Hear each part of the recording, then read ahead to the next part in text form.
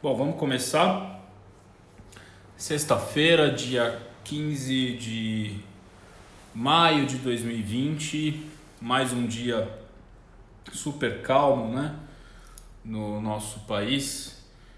Muito bem, boa noite a todos, sejam bem-vindos. Esse não é um Dormicast oficial, é um bate-papo aqui, surpresa que eu quis fazer, para explicar para vocês um pouco sobre o trabalho que eu tenho feito nessa última semana. Nas últimas 2 semanas, por conta da semana Caiu no Sono, tiveram algumas pessoas novas por aqui no meu Instagram. Então eu quero agradecer de coração a todos que começaram a seguir e a mandar os feedbacks do conteúdo. Então, para quem está aqui pela primeira vez, eu vou me apresentar.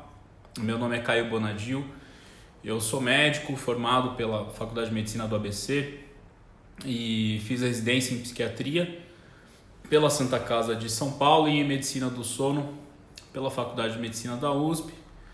Depois eu fui preceptor dos residentes de medicina do sono lá no INCOR, no laboratório de distúrbios respiratórios do sono, e me aventurei pelo MBA, concluí o MBA agora em abril em Gestão em Saúde pelo INSPER, em parceria com o Hospital Israelita Albert Einstein. Foram 2 anos de muito aprendizado, que eu tive que sair um pouco da casinha, né? Fiquei um pouco fora da casinha, num bom sentido, mas é um prazer falar com vocês aqui novamente. Então, o que é a Semana Caiu no Sono?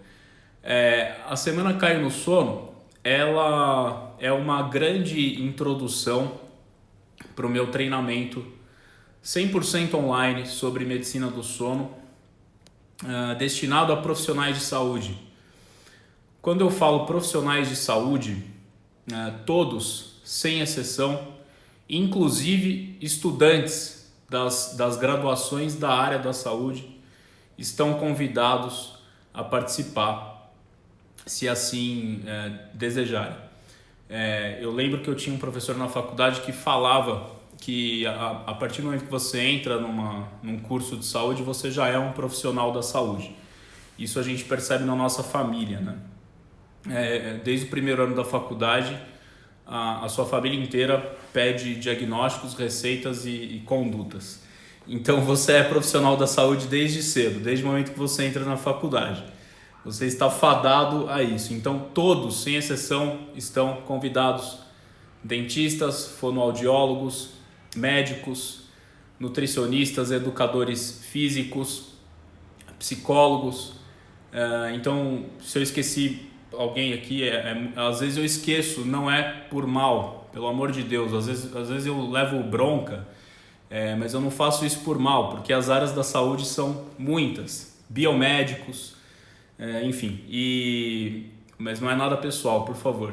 Farmacêuticos, então todos estão convidados a participar da Semana Caiu no Sono. Por que eu tive essa ideia, eu e minha equipe? Para dar uma base maior de medicina do sono para os profissionais de saúde. Como eu falei na aula 1, na aula 2 e na aula 3, fisioterapeutas. Então, existe uma carência do ensino de medicina do sono no país.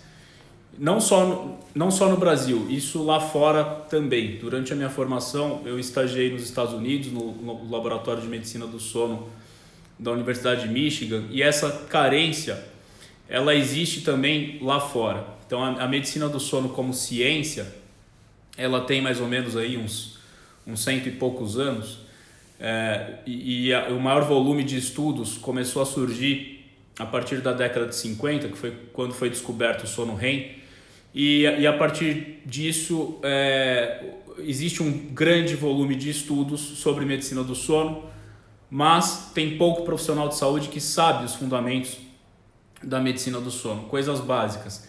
Eu tenho uma visão de que o sono ele precisa estar num senso comum, assim como qualquer pessoa, a grosso modo, tem uma certa noção de orientar o mínimo de uma boa alimentação. Lógico, com todas as limitações que as pessoas podem ter. Mas o mínimo de uma boa alimentação, esses profissionais de saúde sabem orientar. Tem outra coisa também que pode estar no senso comum. Você sabe orientar uma pessoa a se proteger no que se refere a doença sexualmente transmissível, né? Então esse tipo de coisa, tem várias coisas que estão no senso comum de todos os profissionais de saúde e tem coisa que não está, e o sono é uma delas. E eu fico um pouco inconformado porque a gente passa, e aqui usando um clichê, sem querer usar o clichê, mas já usando, a gente passa 1/3 da vida dormindo, e é um absurdo o profissional de saúde não saber absolutamente nada de medicina do sono, não saber como orientar os seus pacientes.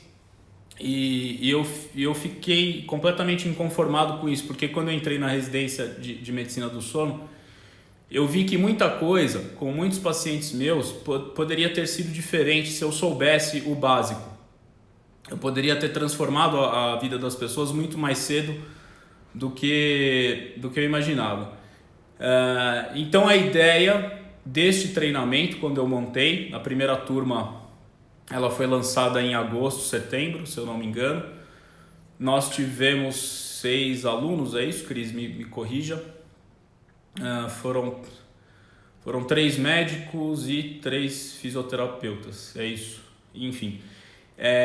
Então foi uma experiência muito legal, porque foram pessoas de diversos níveis, de diversas graduações, mas o nível de entendimento sobre o sono é o mesmo. Então a minha ideia com isso é poder igualar todo mundo no que se refere a esse senso comum do mínimo que você tem que saber para orientar, certo? A ideia do treinamento, esse treinamento, para que fique bem claro, ele é um curso livre, ele não está vinculado a nenhuma associação. Quando eu falo associação, por exemplo, Associação Brasileira do Sono, Associação Brasileira de Medicina do Sono, ou a ABROS, ou a AMB. Não, esse é um curso livre, é um curso que foi desenvolvido por mim e pela minha equipe. E é um curso que ele não vai habilitar ninguém a tratar certas doenças do sono. Por exemplo, esse curso não vai dar todo o substrato para você tratar uma apneia obstrutiva do sono, até porque existem algumas limitações éticas. Tem certas coisas que só o médico pode fazer, tem certas coisas que só o psicólogo pode fazer, tem certas coisas que o fisioterapeuta pode fazer. Então a ideia do curso não é você sair tratando todo mundo. A ideia do curso é oferecer o mínimo de conhecimento que, na minha visão, todo profissional de saúde precisa ter sobre o sono, certo? Então, esse curso ele é composto aí são 20 videoaulas. Isso já foi falado em alguma aula aí da semana. E mais detalhes do curso, como o preço, a plataforma que vai ser utilizada, esses detalhes mais técnicos, burocráticos, vamos dizer assim, isso vai ser feito na segunda-feira, que é quando a 4ª videoaula vai para o ar, com todas essas orientações. Até lá, eu incentivo você a assistir tudo que já foi publicado até agora. Então, as aulas 1, 2 e 3 já estão no ar. A aula 1 eu falo sobre os 5 fatos sobre sono que todo profissional de saúde está deixando de ver. A aula 2 sobre os 4 equívocos que você provavelmente comete na prática clínica. E a aula 3 que saiu hoje, que é sobre fisiologia do sono. Então tudo isso já está no ar, certo? Então isso vai ficar no ar até domingo. A Passou domingo, não vai estar mais no ar. Então quem não assistiu, assista. Tá bem legal, tá bem interessante.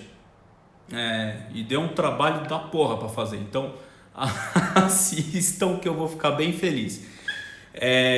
Então é isso. A semana caiu no sono, é isso. É dar um gostinho do que é esse treinamento, certo? Eu vou pedir para que quem tiver perguntas, por favor, tenha um ponto de interrogação aqui na tela do celular de vocês.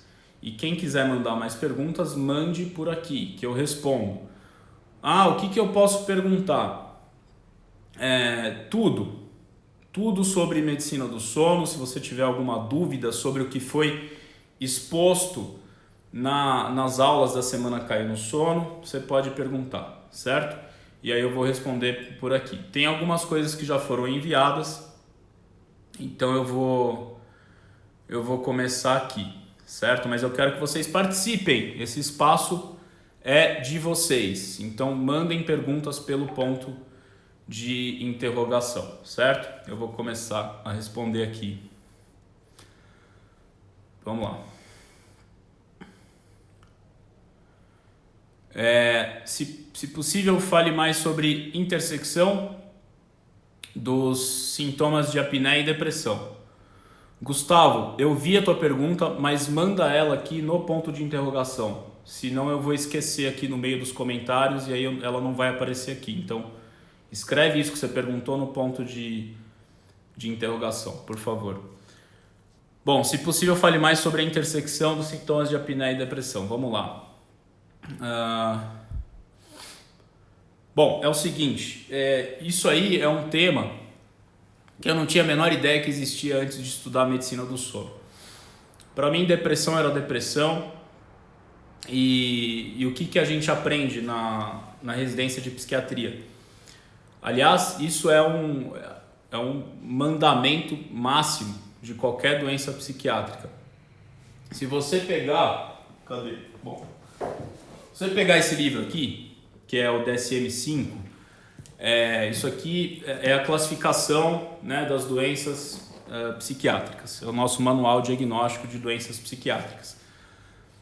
Toda doença psiquiátrica, sem exceção, lá no DSM, quando você vai ver os critérios diagnósticos, geralmente o item E ou F, agora eu não lembro de cabeça, ele fala o seguinte: você tem que excluir qualquer causa. Vamos lá. Você tem que excluir qualquer causa orgânica de doença psiquiátrica. Caio, fala português. O problema é o seguinte: nenhuma doença psiquiátrica até hoje, infelizmente, tem uma causa definida. O que isso significa?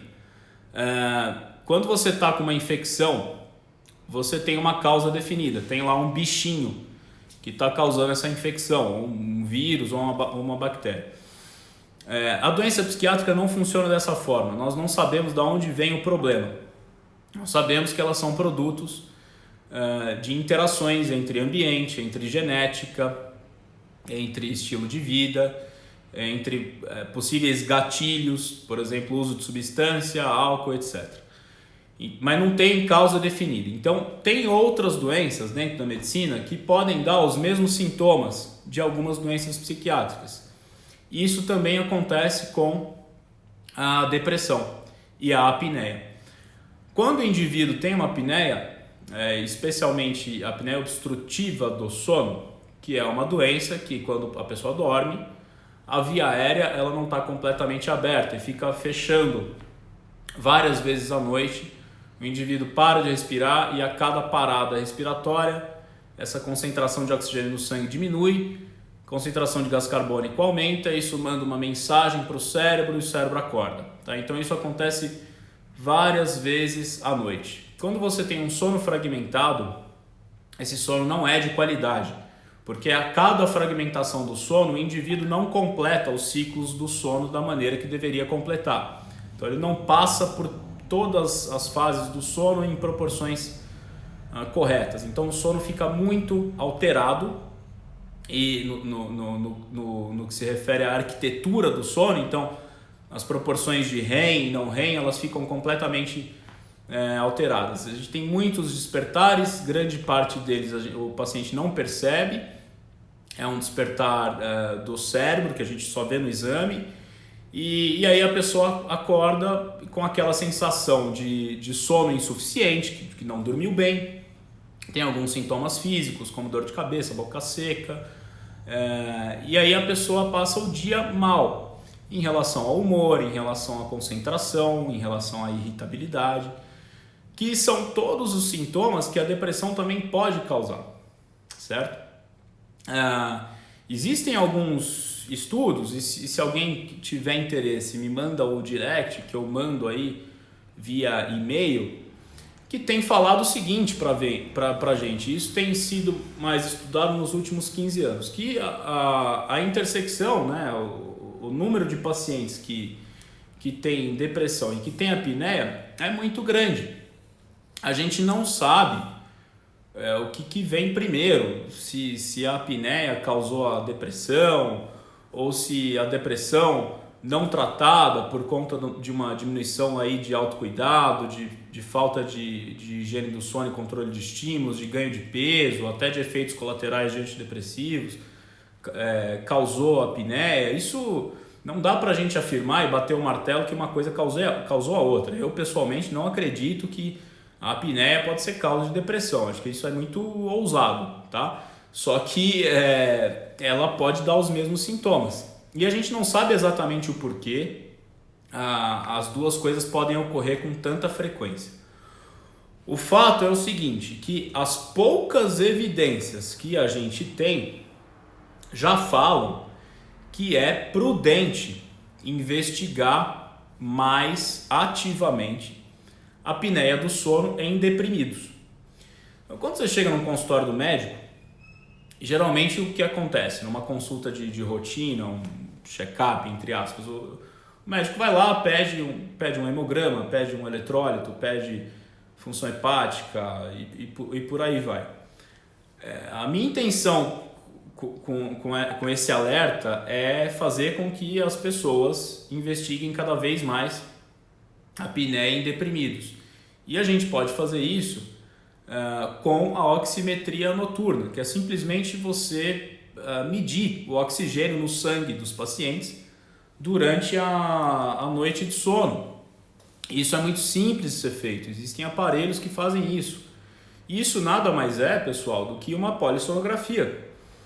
Como eu disse na aula 2 da semana, acho que foi a aula 2 da semana, ou aula 1, acho que foi a aula 2 da semana Caiu no Sono, polissonografia é um termo genérico para um exame que pode ser montado de diversas formas, dependendo de quantos canais você quer usar, dependendo do que você quer ver. Quando eu vejo somente saturação de oxihemoglobina durante a noite de sono, é uma polissonografia do tipo 4, que é o que a gente chama tecnicamente. Então, isso é um exame barato, o paciente faz em casa, então eu defendo que todo deprimido tem que fazer uma oximetria noturna. A oximetria noturna, ela entra aí no rol de exames de rotina que o deprimido tem que fazer. Então, se ele tem que fazer o hemograma, ele também tem que fazer uma oximetria noturna. Faz parte desse check-up, entre aspas. Eu quero deixar bem claro aqui que isso aqui não é uma ideia minha. Não fui eu que inventei isso, tá? Isso aí, a primeira pessoa que me alertou para esse tipo de coisa foi um professor meu da residência, que é um dos maiores especialistas em medicina do sono do mundo. E ele falou para mim, ele nem é profissional de saúde mental, ele é um pneumologista, e falou o seguinte, que a gente tem que investigar mais distúrbios respiratórios do sono em quem tem apneia. Eu comecei a fazer isso na prática clínica, eu comecei a prestar mais atenção. E pessoal, eu fiquei espantado pelo seguinte, eu comecei a testar todo mundo, eu falei, mas realmente bate, a prevalência é muito alta mesmo. E se a gente e se a gente não tratar esses pacientes que têm depressão e apneia, se a gente não tratar a apneia deles, talvez os sintomas depressivos nunca melhorem. A gente tem que lembrar que o paciente psiquiátrico, ele é um paciente muito complexo. Ele não tem só depressão, ele não tem só ansiedade, ele não tem só transtorno bipolar. A gente tem que olhar para um todo, certo? Então eu acho que é mais ou menos aí nesse sentido que a apneia e depressão tem que ser encaradas, no sentido de diagnosticar mais. Então, antes de ficar, por exemplo, não melhorou com sertralina, então eu vou adicionar ou vou mudar para um dual, eu vou adicionar o lítio. Não, vamos ver o que a gente precisa fazer para ver se o diagnóstico está certo, está completo. E eu acho que a apneia entra nesse rol aí de exames de investigação, certo? Desculpa, tem que investigar distúrbios respiratórios do sono em quem tem depressão. Falei errado, tá bom? Então eu acho que é por aí, tá? Se alguém tiver interesse em ler esses estudos, eu tenho isso aqui no meu computador, eu mando por e-mail, é só mandar um direct, certo? Então vamos tocar o barco aqui.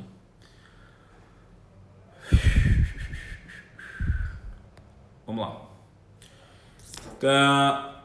Benzodiazepínicos encurtam, diminuem o sono REM por qual ou quais motivos? Bom, é o seguinte, sim, eles, vamos lembrar, né? Vamos lembrar do adulto jovem e saudável, uma situação hipotética aqui.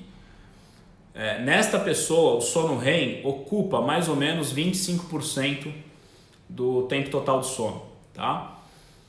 Quando você dá um benzodiazepínico, você sim está submetendo esse paciente a uma diminuição do sono REM.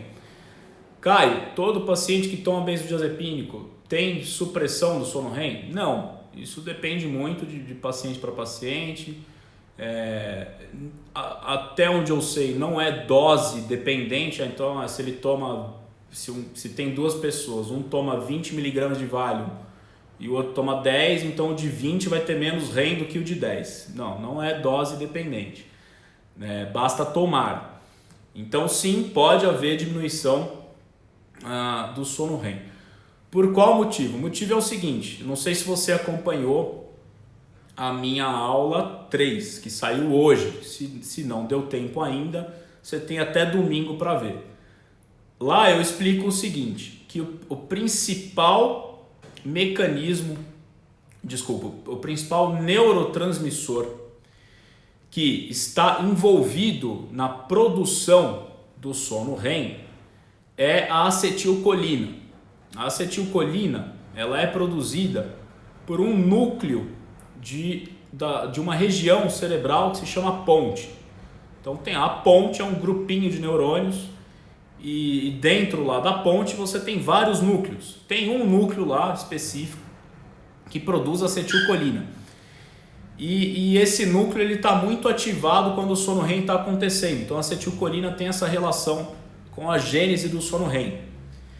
Este núcleo da ponte é uma das coisas que inibe a atividade desse núcleo, é uma outra substância, um outro neurotransmissor que se chama GABA, que está muito aumentado quando a pessoa toma benzodiazepínico. Tá? Então é esse o motivo químico, tá bom? Então é por isso que essas medicações diminuem a proporção de sono REM. Então ele vai, sei lá, vai ter muito problema por conta disso, ele vai ter muito prejuízo. A gente tem que analisar cada caso individualmente. Primeiro, ver por que o benzodiazepínico está sendo prescrito. Existem algumas situações que eles estão indicados. E segundo, ver qual que é o diagnóstico de base. Tem situações que você tem alteração de arquitetura de sono, mas não necessariamente você tem uma repercussão clínica ou um prejuízo. Muito cuidado com isso. Mas o motivo é esse, ok? Se eu não fui claro, por favor, me avise. Vamos lá. qual exame tem que ser feito para analisar a fase REM no sono do paciente? Bom, o exame que mostra as fases do sono se chama polissonografia, mas como eu disse, polissonografia é um nome genérico para um monte de montagem que você pode fazer. A polissonografia do tipo 1 e a polissonografia do tipo 2 são exames que dão essa possibilidade de você analisar a arquitetura do sono, ou seja, a proporção entre REM e não REM. Você sabe ali o que é REM e o que não é REM. Por quê? Porque nesse tipo de exame de polissonografia você tem o eletroencefalograma. Então a única maneira de você ver se a pessoa tem REM ou não tem REM, se está na adequada proporção ou não, é fazer uma polissonografia com o eletroencefalograma, certo? Com a montagem 10-20 normalmente, que é a montagem que a gente faz. E então só assim para você analisar o sono REM. Agora, eu acho que você perguntou me corrija se eu estiver errado, eu acho que você me perguntou isso pelo seguinte: eu não sei por que existe uma obsessão pelo sono REM, tá? Então, de alguns anos para cá, as pessoas ficaram um pouco obsessivas com o sono REM. Eu não sei por quê. Os psicólogos que estão me assistindo, eles devem ter uma explicação muito melhor do que a minha. Mas as pessoas estão completamente obcecadas pelo sono REM. Eu vou dar um exemplo. Eu tenho muito paciente que chega aqui no meu consultório já com o celular e hoje em dia tem uma quantidade enorme de aplicativos que monitoram o sono, né? Nós não sabemos exatamente como isso é feito e aí tem muito aplicativo lá que está falando que a pessoa não tem sono profundo ou que ela não tem sono REM, ou que ela dormiu pior do que 80% de todo o pool, né, de pacientes que estão lá dentro do aplicativo. A pessoa fica desesperada, né? Meu Deus, meu ranking está baixo e tal. Então eu acho que essa pergunta tem a ver com essa obsessão do sono REM. Eu acho que eu também falei, não sei se foi na aula 2 ou na aula 3 da semana Caiu no Sono, que todas as fases do sono, até o coitado do N1, do não REM, todas essas fases têm uma importância. Então não é que o REM é mais importante do que o N2. Para você ter um sono de qualidade, você precisa passar por todas as fases do sono nas adequadas proporções, certo? Então o REM ele é um pouco fascinante até pelo seu paradoxo, né? Tem até um livro de um médico italiano, um dos médicos do sono mais respeitados aí do mundo, né? Tem um grupo grande de medicina do sono lá em Bolonha, na Itália. Ele tem um livro que chama O Paradoxo do Sono REM. Por quê? O sono REM ele é um caos fisiológico, né? Ele não tem um padrão de onda cerebral muito definido e ele também não tem assim, a frequência respiratória, a frequência cardíaca, elas ficam oscilando muito.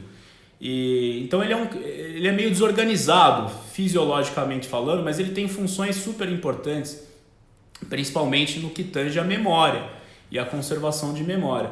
Agora, tem muita coisa ainda muito misteriosa em relação ao sono REM, mas não fica tão obcecado com ele, tá? Ele precisa acontecer assim como as outras fases do sono também precisam acontecer. E você não é pior ou melhor do que ninguém se você tem menos REM do que o teu amigo que usa o mesmo aplicativo que você, tá? Muito cuidado com essas obsessões.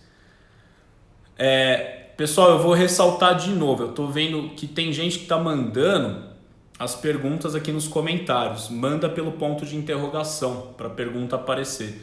Fiquem tranquilos que o teu nome não vai aparecer na pergunta, tá? Então manda aqui pelo ponto de interrogação. Eu vou aproveitar, tá? Os benzodiazepínicos, eles nem sempre são tão prejudiciais, então depende da indicação, certo? Tem indicação. vamos falar de insônia, eles são indicados para insônia, mas o uso crônico que não é indicado. Eu falo aqui, acho que quase todo dia que eu entro no meu Instagram profissional, eu falo que não adianta você tratar a insônia sem o apoio cognitivo comportamental. Isso é um completo absurdo, isso não cabe mais, as pessoas precisam parar com essa ideia de tratar a insônia só com remédio, tá? Você tem que, se a pessoa precisar, se o sintoma estiver muito intenso, você tem que dar o remédio e tem que fazer o tratamento cognitivo comportamental e estabelecer um plano de desmame. Não é dar o benzodiazepínico e esquecer que ele está ali e ficar renovando a receita. Isso é um completo absurdo. É uma iatrogenia. Tem situações muito específicas que tem pacientes que precisam usar mais cronicamente o benzodiazepínico. Aí é você analisar cada caso de maneira muito individual e muito particular e pesar o risco-benefício. Tem paciente psiquiátrico grave que não consegue ficar sem o benzodiazepínico. Eu tenho alguns aqui no consultório que eu não consigo tirar o benzodiazepínico. Você tem que pesar o risco-benefício, certo? A gente sempre tem que alertar e deixar bem claro para o paciente que o uso crônico não está isento de risco. Então, problemas cognitivos, principalmente em idoso, risco de queda e insônia paradoxal. Por algum motivo que nós não sabemos, em muitos idosos tem uma piora da insônia e da agitação noturna e do hiperalerta noturno com o uso de benzodiazepínico. Então não, eles têm a sua utilidade, eles têm a sua função, mas o uso crônico para tratar a insônia, eu discordo. Não só eu, né? A Associação Americana de Medicina do Sono também. Vamos lá. Peraí. Ixi, o que eu fiz aqui, meu Deus? Bom.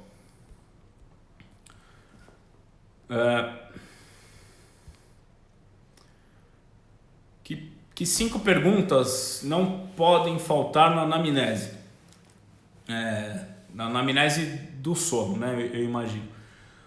Pessoal, a anamnese em medicina do sono, em termos de estrutura, como a gente aprende lá na faculdade, ela não muda muito da anamnese tradicional. Você só tem que inserir elementos mais específicos quando você for perguntar do sono, tá?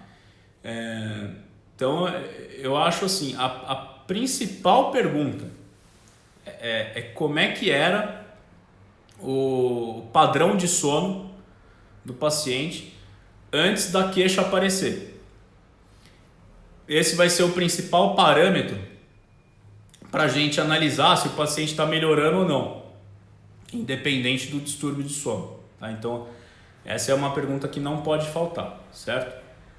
Outra coisa que não pode faltar: quais são os hábitos noturnos desta pessoa? Então, o que ela faz de maneira bem prática aqui, das 6 da noite, da tarde, até o horário dela dormir. Quais são as coisas que ela faz nesse intervalo de tempo? Porque é nesse momento que você vê se ela tem muita exposição à luz artificial no período noturno, se ela tem uma dieta hipercalórica no período noturno, se ela faz atividade física muito próximo do horário de dormir, se ela toma bebida cafeinada nesse período noturno. Outra coisa que não pode faltar: medicação. Quais medicações toma? Porque várias medicações têm influência no sono. E quando eu falo medicações, é qualquer coisa que a pessoa toma. Não é só coisa que precisa de receita. É tudo. Desde chá até fitoterápico, floral, o que seja. Tudo tem que ser analisado. Se o médico não souber, tem que pedir para trazer o potinho e ver o que tem lá na formulação. Isso não pode faltar de forma alguma, certo? Outra coisa que não pode faltar na anamnese do sono, na verdade não é uma pergunta, é uma forma de você investigar o problema. como é que o problema evoluiu ao longo do tempo, ou melhor, como é que o sono evoluiu ao longo do tempo. Então tem que perguntar como é que era o sono quando criança, quando adolescente, quando adulto, quando idoso. Então, independente da idade da pessoa, você tem que perguntar, tá, como é que era quando criança? Você tinha problema para dormir quando criança? Você tinha sonambulismo? Você tinha terror noturno? Você dormia com a sua mãe, com seu pai? Você tinha um quarto que era teu? O seu sono mudou ao longo do tempo? Isso tem que perguntar. Ah, Caio, mas não dá tempo. Tá bom, marca outra consulta. A gente precisa investigar ativamente a história do sono da pessoa, tá? Já foram 5? Não, falta mais uma, né? Eu acho que a gente tem que investigar o que é mais prevalente. Na minha opinião, se você fizer uma anamnese de sono que não contém as perguntas que estão relacionadas a transtornos respiratórios do sono, você está comendo bola. Porque é um negócio que afeta 1 bilhão de pessoas no mundo e você não perguntar, você vai comer bola. Então tem que perguntar se ronca. Quem ronca nunca vai falar que ronca. Então você tem que perguntar assim, o parceiro ou parceira de cama, o namorado, seja o que for, reclama do teu ronco? Alguém já viu você parar de respirar à noite? O teu sono é muito agitado, você se mexe muito na cama, acorda com dor de cabeça, acorda com boca seca. Então são sintomas de distúrbios respiratórios do sono que precisam ser perguntados porque eles são muito prevalentes, tá? Eu acho que isso não pode faltar de forma alguma na anamnese, tá bom? A última diretriz canadense traz esse assunto também. Me manda, eu não vi. Me manda, por favor, tá bom? Vamos lá.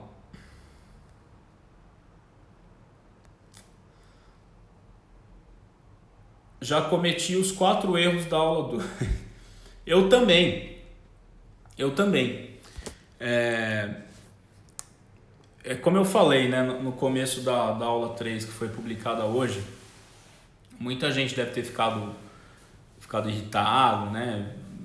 Que absurdo, falar que é erro. Eu não tenho problema nenhum em falar que é erro, porque eu também errei. Só que a gente não pode continuar errando. Então vamos mudar um pouco a mentalidade. Eu vou até lembrar aqui quais foram os erros que eu coloquei. Vamos lá. Eu não lembro de cor, gente. Eu escrevo o dia inteiro várias coisas. Então, às vezes é difícil lembrar das coisas. Espera aí. Treinamento 2. CPL 2. Roteiro CPL 2. Muito bem.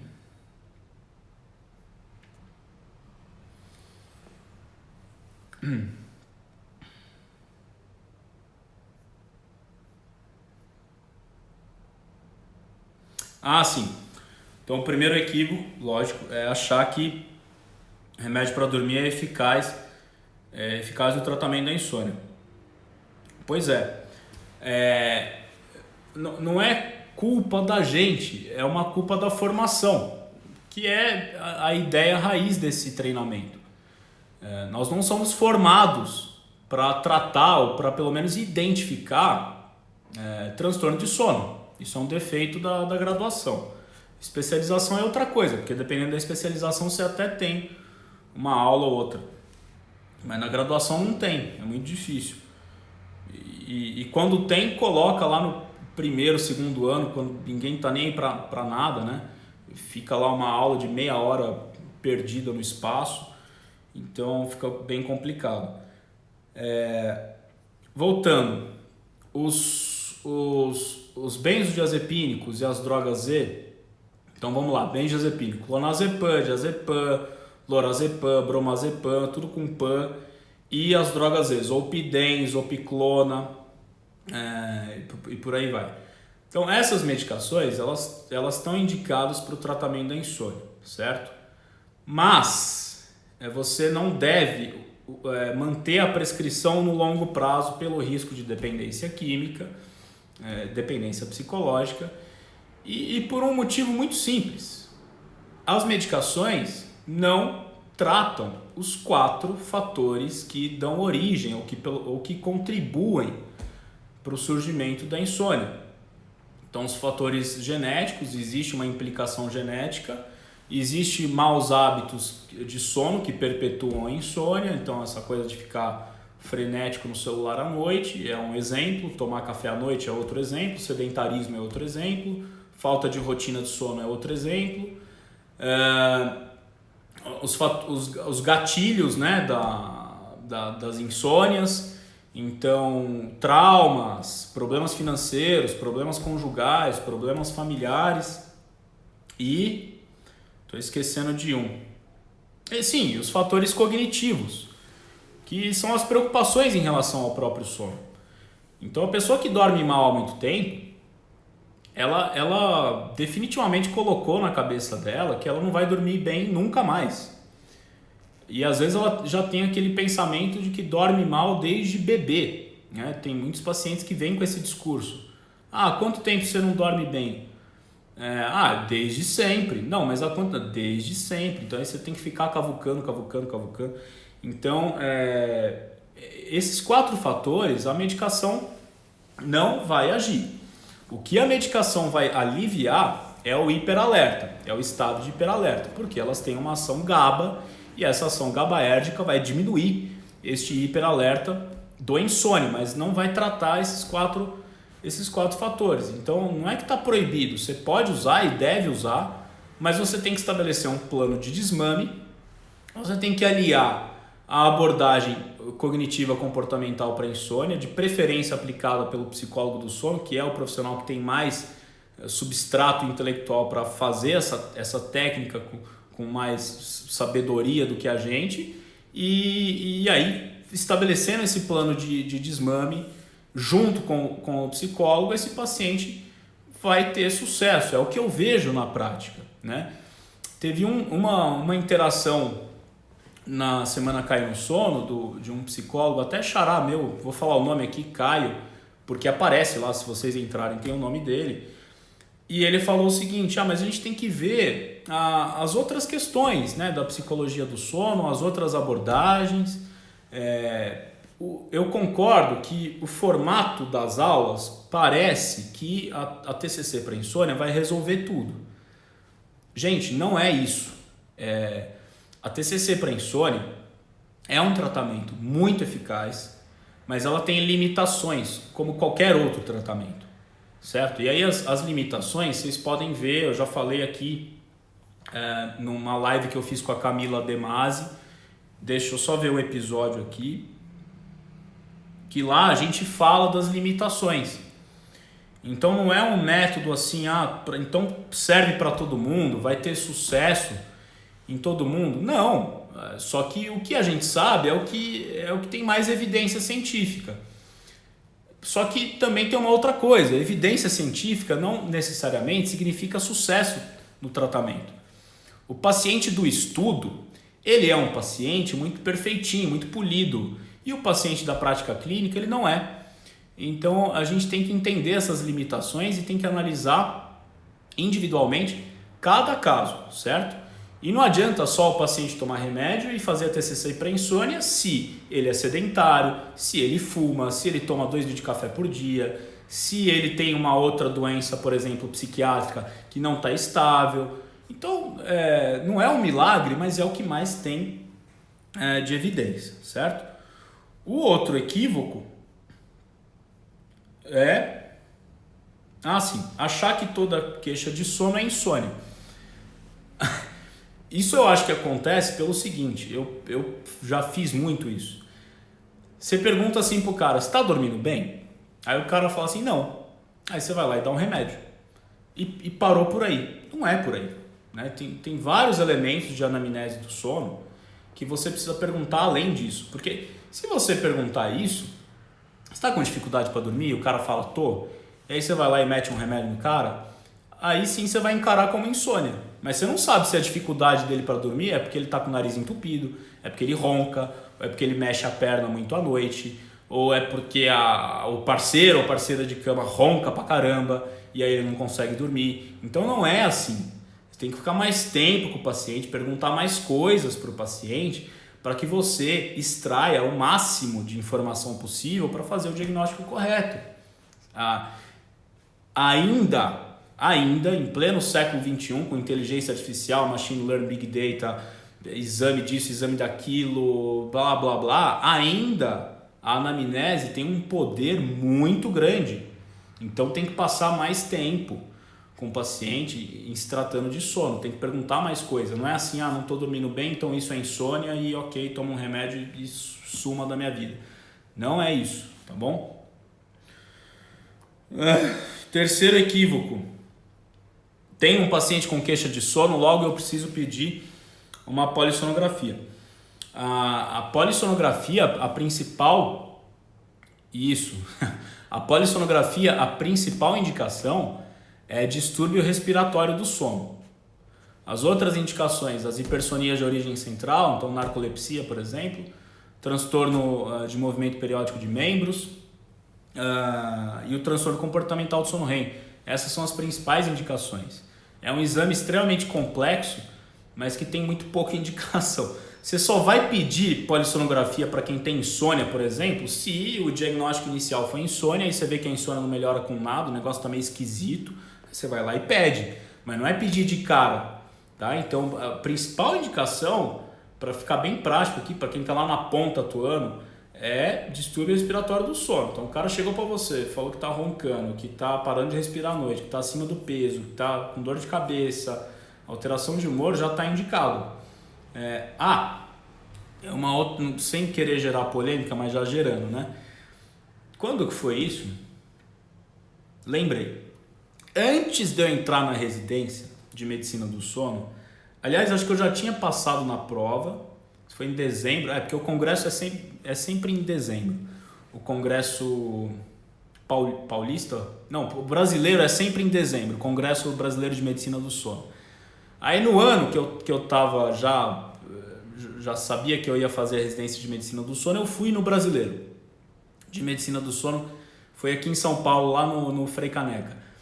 E teve uma palestra do Morgadinho, professor Morgadinho da Unifesp, neurologista, e ele falou o seguinte: é o mesmo raciocínio de pedir oximetria noturna para quem tem depressão, é o mesmo raciocínio, tá? Ele falou o seguinte na palestra, eu nem lembro o tema da aula dele, desculpa, Morgadinho, eu não lembro, mas eu lembro exatamente do que o senhor falou. Você tem que pedir polissonografia também em quem tem pressão alta e em quem tem diabetes. Mesmo se o cara falar assim para você que não ronca ou que se não dá tempo, às vezes, sei lá, às vezes é um clínico geral, um endócrino, o cara não vai ficar perguntando trilhões de coisas de sono ali no corre-corre do consultório, tá?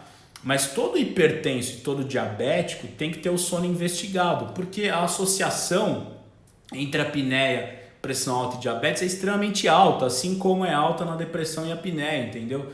Então tem essas indicações que não estão muito aí nos guidelines, mas que nós que trabalhamos com isso todo santo dia, a gente sabe que acontece, está ali na nossa frente acontecendo e a gente não pede o exame, porque às vezes a gente fica muito preso no protocolo e no guideline. Então eu nunca vou esquecer disso que o Morgadinho falou.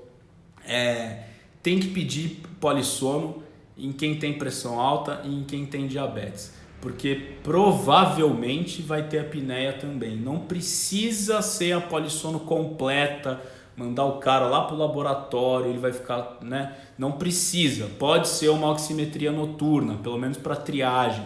Se ficar meio nebulosa a coisa, aí pede a completa, tá bom? Então tem esse tipo de indicação, esse traquejo clínico, de quem tem muita experiência, como o Dr. Morgadinho. Então eu acho que vale a pena levar em consideração o que ele falou, tá bom? Vamos lá. Quarto equívoco: melatonina é natural e induz o sono. Eu acho que isso Eu acho que isso, enfim, tá mais do que... Eu já falo isso aqui exaustivamente. Melatonina é um hormônio que nós produzimos pela glândula pineal. Então, o gatilho de produção da melatonina é justamente a ausência de luz. E a melatonina não é que ela vai induzir o sono, a gente chama a melatonina de agente cronobiológico. Ela ajuda a regular o ritmo circadiano e o ciclo sono-vigília. Ela é uma das coisas que ajuda nessa regulação, certo? Então não é para ficar tomando melatonina se você tem uma dificuldade para dormir, porque tem dois problemas. Você tem uma dificuldade para dormir e já se medica com melatonina por conta própria, primeiro que você não vai ter essa queixa de sono adequadamente investigada, você não sabe se é insônia. Segundo, que você vai estar fazendo automedicação, os principais efeitos colaterais de melatonina, pesadelo, dor de cabeça, são os principais. E terceiro, essa superdosagem que as pessoas colocam na cabeça, que traz melatonina de 10 miligramas nos Estados Unidos e toma 3. Né? Então, assim, boa sorte, né? Eu não sei o que pode acontecer. Então, muito cuidado, antes de tomar qualquer medicação, consulte um especialista. Tá? Melatonina é um hormônio. Não faça terapia hormonal por conta, por favor, certo? Então isso é um equívoco que é bastante prevalente. Quanto tempo eu tenho? 14? Tá, beleza. Vamos lá.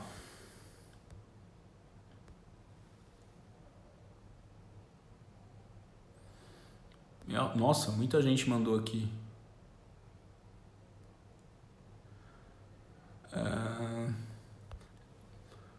Vamos lá, a relação da dor crônica com o sono. Para ser bem prático,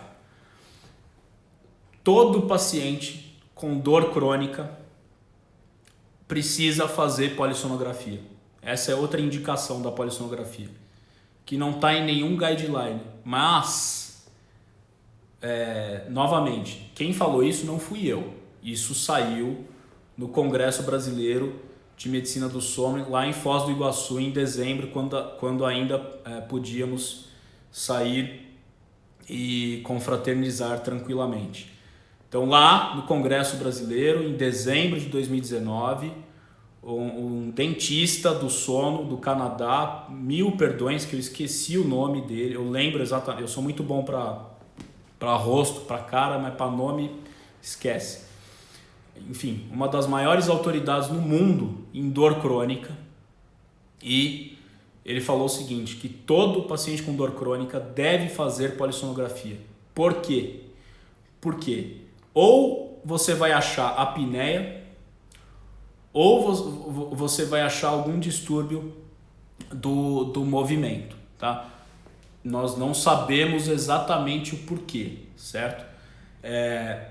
E tem uma outra questão. Se você pediu a poli, apareceu lá alguma alteração, se você não tratar, tem duas coisas que vão acontecer. A dor crônica não vai melhorar e o transtorno de sono não vai melhorar. Então você tem que tratar e investigar.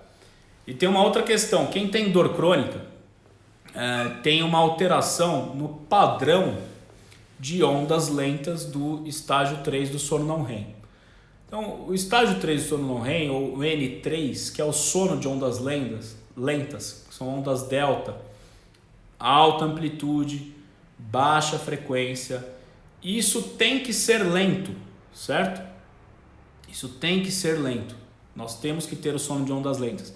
Não pode ter onda rápida no meio de onda lenta, não pode ter esse sinal de fragmentação. E quem tem dor crônica tem isso. Então se acredita que essa intrusão de onda rápida no meio do sono de ondas lentas faz parte do quadro de dor crônica, é uma das implicações da dor crônica na arquitetura do sono, e isso diminui a qualidade do sono, certo? Então acho que dois aspectos importantes. Tem que pedir polissonografia. E quem tem mais um detalhe que ele falou na aula, eu não vou me esquecer disso. Aliás, eu fiz um post disso aqui no feed. Tem lá o slide dele, tá? Essa polissonografia do paciente com dor crônica, ela precisa ser completa. Ela tem que ser no laboratório, montagem completa, certo? Não pode ser a tipo 3 nem a tipo 4. Idealmente tipo 1 ou tipo 2, tá bom? Pessoal, tem mais 2 minutos. Se cortar, eu vou fechar e vou voltar, beleza? Então é isso. Dor crônica e sono. E tem aproveitando, não sei se o Jorge está aqui, Jorge Pinheiro fez uma live, de novo esqueci o nome.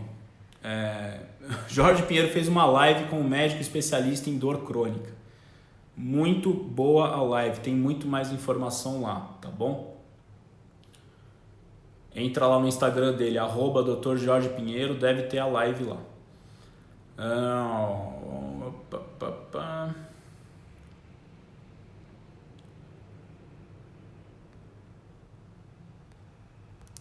Tá, vou fazer o seguinte, como falta um minuto, eu vou fechar aqui e vou entrar de novo, beleza? Senão o Facebook vai me cortar, certo?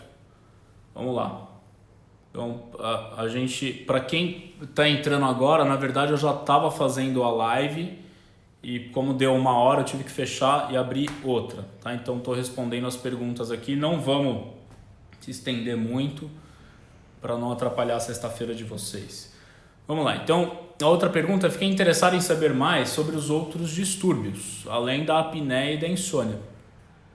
Pois é, tem muito. A gente tem mais ou menos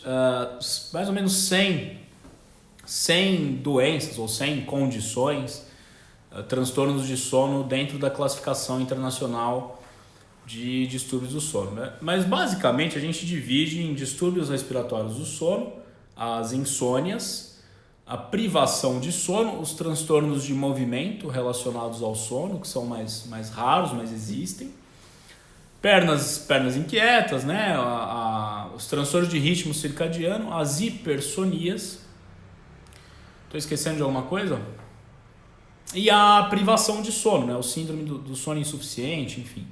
Então é um universo absurdo, né? Absurdo. Então, por isso que eu fiz o treinamento. Então, se você tiver mais interesse, for profissional de saúde, eu recomendo fortemente para que seja meu aluno ou minha aluna neste curso, um curso livre, que dá os fundamentos básicos de medicina do sono. Então, basicamente é isso. Tem esses grandes grupos, né? Distúrbios respiratórios do sono, as hipersonias, os transtornos de movimento relacionados ao sono, os transtornos de ritmo circadiano, as insônias e a privação de sono. Então é um universo aí de mais ou menos 100 doenças de sono catalogadas e eu recomendo que, se você tiver esse interesse, acompanhe aqui o meu canal e seja meu aluno no treinamento, tá bom?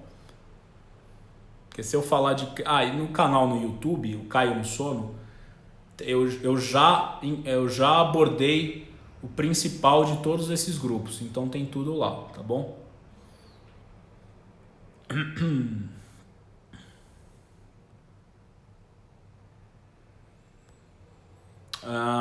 Esses vídeos serão disponibilizados, por favor, deixa disponível.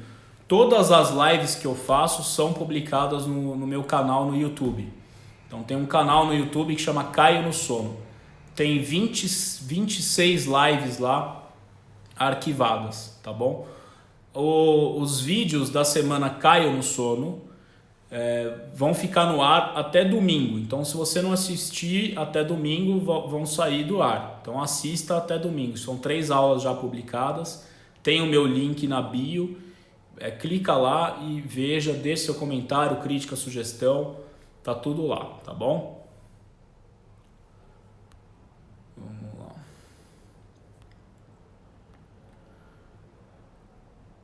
Fantástica aula de fisiologia. Obrigado, Caio. Obrigado.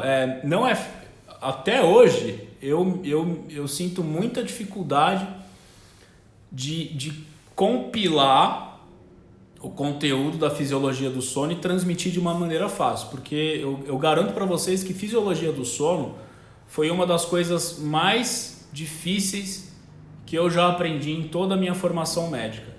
Não é um assunto muito, vamos dizer assim, muito fácil de digerir, tá? Então, tudo que tem na aula de hoje, na aula 3, como eu disse lá no final da aula, não é nem 10% da fisiologia do sono, tá? Tem capítulos e capítulos sobre fisiologia do sono, até porque a fisiologia do sono, ela engloba elementos também da cronobiologia. Enfim, é um assunto que a gente poderia dar uma aula, tem curso só de fisiologia do sono. O pessoal da Unifesp é autoridade nisso, né? Então é um assunto que a gente poderia ficar falando dias aqui, né? Então, obrigado. Se vocês entenderam, acho que eu cumpri um pouco a função de passar, né, esse conteúdo de uma forma simples e fácil, né? Por mais que não seja fácil. Vamos lá. Você utiliza os minerais para melhorar a qualidade do sono, como magnésio, por exemplo? Olha, eu não utilizo, não é a minha área de atuação e eu não tenho conhecimento para aplicar esse tipo de nutriente. Então eu não me sinto confortável de responder uma coisa aqui da qual eu não tenho conhecimento. Mas como eu gosto muito de compartilhar informação e compartilhar conhecimento, por favor me mande os artigos disso, as teorias, para que eu me intere mais. Mas na prática eu não uso e também não me sinto confortável de dizer se tem um benefício ou não, porque simplesmente eu não conheço. Eu não vou falar de coisa que eu não conheço, tá? Mas por favor me mande os estudos, a base teórica que você utiliza para prescrever isso, que eu acho super interessante. Eu acho que quanto mais alternativas a gente tiver, melhor, tá bom? Vamos lá. Muito boa pergunta. Qualquer profissional da saúde pode fazer o treinamento com você? Sim, a ideia é justamente essa. O treinamento, ele é destinado, ele foi feito, cada detalhe, cada palavra que eu uso, ele foi feito para o profissional de saúde. Isso inclui médico, fisioterapeuta, dentista, psicólogo, quiroprata, terapeuta ocupacional, enfim, o psicopedagogo, que não é exatamente um profissional de saúde, mas lida com gente, né? Tá envolvido com a saúde das pessoas. Então todos estão convidados, todos, sem exceção, tá bom?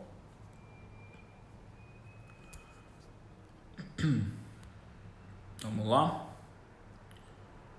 Isso aqui já respondi. Como as pistas ambientais são interpretadas pelo hipotálamo? Muito bem, esse prestou atenção na minha aula. Vamos lá.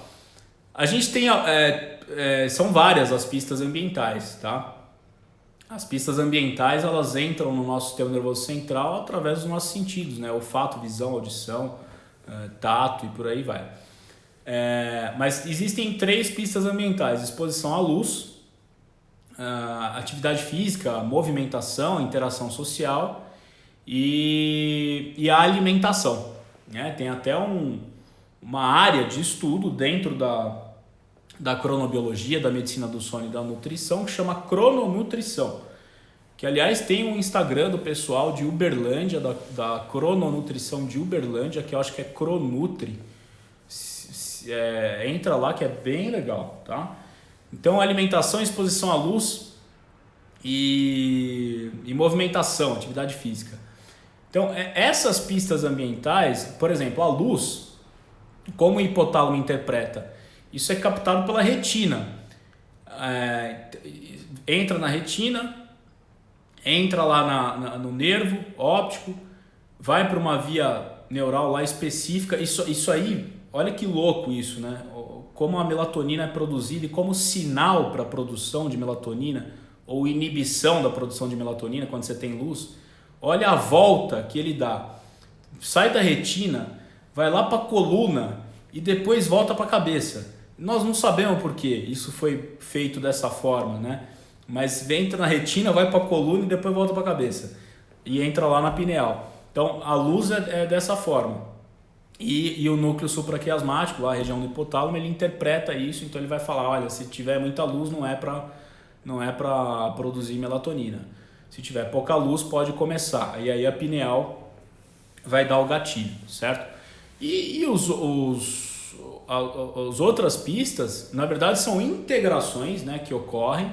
Então, a alimentação, a atividade física, na verdade, você integra diversas vias neurais.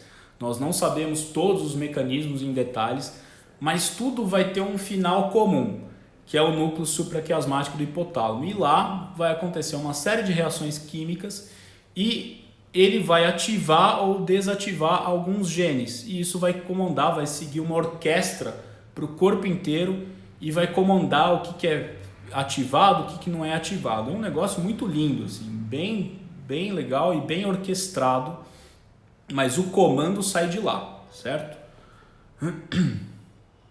Vamos lá. Fiquei curiosa para saber o sistema C. Muito bem. Existem dois processos que comandam, vamos dizer assim, o ciclo sono-vigília. O processo S, que nada mais é do que quanto mais cansado você está, mais fácil você pega no sono. E isso é comandado pelo acúmulo da adenosina. Então a adenosina tem uma ação no prosencéfalo basal. Isso vai dar o primeiro gatilho para ativar o núcleo pré-óptico ventrolateral do hipotálamo, e isso vai desencadear uma cascata GABAérgica e o indivíduo vai entrar no sono não REM. Tá? Então o processo S comandado pela adenosina, que se acumula ao longo do dia. O processo C nada mais é do que o processo circadiano, o ritmo circadiano. Então tudo no corpo que obedece um ciclo de 24 horas é comandado pelo processo C, e o grande maestro disso é o núcleo supraquiasmático do hipotálamo. E geralmente o processo S e o processo C, quando um está muito alto, né, quando a atividade de um está muito alta, a atividade do outro está baixa. E assim eles vão dançando ao longo das 24 horas.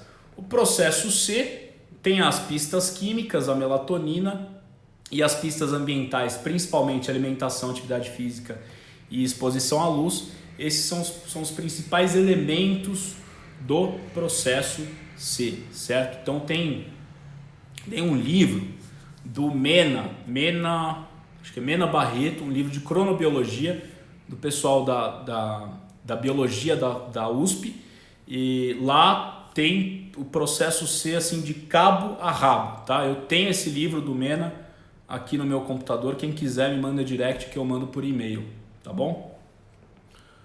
Vamos lá. Já respondi. Bom, eu acho que é isso, né? Vamos terminar por aqui, que já deu mais de 1 hora de live. Muito obrigado por todos. Vou só aqui, ó. Quem passou... Última pergunta, tá, pessoal? Que eu já tô cansado, eu também sou de Deus. Quem passou por evento traumático e precisa de medicação para dormir, por indicação psicológica e médica, você acredita que pode ser revertido e retirado a medicação? Acredito sim. Bom, se você estiver falando do transtorno de estresse pós-traumático, o transtorno de estresse pós-traumático, ele tem muitos sintomas, e os principais sintomas são relacionados ao sono. Então, os pesadelos relacionados ao trauma, os despertares repentinos à noite, né? A pessoa acorda assustada, até com sintomas físicos, ofegante, sudoreico. O indivíduo aí tem sintomas do sono que na verdade são secundários aos sintomas do transtorno de estresse pós-traumático. A pessoa fica num estado de ansiedade tão intenso, né, que tem uma ansiedade noturna, isso vai aumentar a latência para o início do sono. Tem os pesadelos, muitos deles começam a fazer uso de álcool, o álcool afeta o sono, aí vira uma bagunça. Mas sim, isso pode ser revertido. Agora, é aquilo que eu falei na primeira parte da live. Tem muita gente que acha que eu sou contra medicação para dormir. Eu nunca falei isso aqui, tá? Eu não sou contra a medicação para dormir. Eu sou a favor do uso racional, que é o que não acontece hoje no Brasil. Em 2018 foram vendidas 58 milhões de caixas de benzodiazepínico e zolpidem. Se alguém falar que isso é normal, me mostra o argumento aqui, porque definitivamente não é normal. Então, a gente tem que fazer um uso racional. Se foi indicada a medicação, a minha ideia é o seguinte: o seu transtorno de base ele tem que estar estável para você começar a fazer o desmame dessa medicação. Porque se o transtorno de estresse pós-traumático não estiver estável, do ponto de vista psiquiátrico, não adianta ficar fazendo desmame precoce de medicação para dormir, porque senão você vai ter piora de sintoma psiquiátrico. Então, tem que estar estável. E aí sim, quando o paciente tiver... Então, o transtorno psiquiátrico de base ele tem que estar estável. E aí, quando o paciente estiver com a sua funcionalidade recuperada, aí sim nós vamos pensar em desmame. E isso tem que ser feito com muito critério e da forma mais lenta possível. Não adianta fazer desmame de benzodiazepínico rápido, porque você está com pressa. Isso vai dar ruim. Então tem que ser feito de uma forma lenta, e aí como fazer vai depender do paciente, do que ele está tomando e da dose, tá bom? Pessoal, é isso. Lembrando que no episódio 3, na aula 3 da Semana Cair no Sono, tem um link lá para pré-inscrição. Esse link é importante, então quem tiver interesse no treinamento Caiu no Sono, os fundamentos da medicina do sono para profissionais de saúde, qualquer profissional de saúde, desde médico até enfermeiro, fisioterapeuta, farmacêutico, biomédico, dentista, fonoaudiólogo, tudo. Se você tiver interesse, no link da aula 3 tem lá a pré-inscrição. E os primeiros 10, é isso? Os primeiros 10 pré-inscritos já vão ganhar o Skype individual comigo para o treinamento, tá bom? Então, quem tiver interesse no treinamento, por favor, faça lá a sua pré-inscrição, que ela é gratuita. A pré-inscrição é gratuita. Então, os 10 primeiros pré-inscritos vão ter um Skype individual. Qual que é a ideia do Skype individual? Eu quero conhecer melhor os meus alunos, de uma forma mais íntima, do jeito que dá para ser feito nesses tempos de pandemia, tá bom? Então, por favor, entre lá. Lembrando novamente que a Semana Cair no Sono começou na segunda, então teve aula segunda, quarta, hoje. Essas aulas vão ficar no ar até domingo. Então, se você não viu nada, veja, o link está na minha bio do Instagram. Até domingo vai estar lá. E segunda vai ter a quarta videoaula, e nela eu vou explicar tudo sobre como vai ser o treinamento, como vai ser o curso, o preço, a plataforma e tudo que vocês quiserem saber, tá bom? Então, mais uma vez, muito obrigado pelo tempo de vocês aí nessa sexta-feira. Quem tiver mais dúvida, me manda por direct que eu respondo. E é isso. Mais uma vez, muito obrigado pela paciência de vocês e nos falamos em breve no treinamento. Espero ter todos vocês lá. Um abraço e bom fim de semana e se cuidem.